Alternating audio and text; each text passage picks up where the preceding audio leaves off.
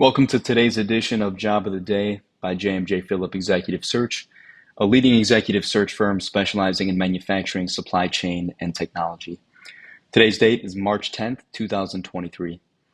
Today's Job of the Day is a district production manager opening with a building materials manufacturer in the greater Manistee, Michigan area.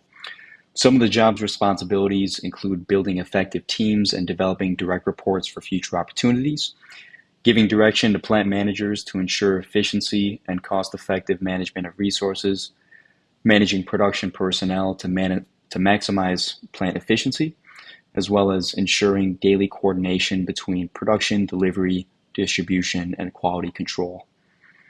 Some of the job requirements include a bachelor's degree, preferably in engineering, a minimum of 3 years in a managerial position, somebody with excellent communication and people skills,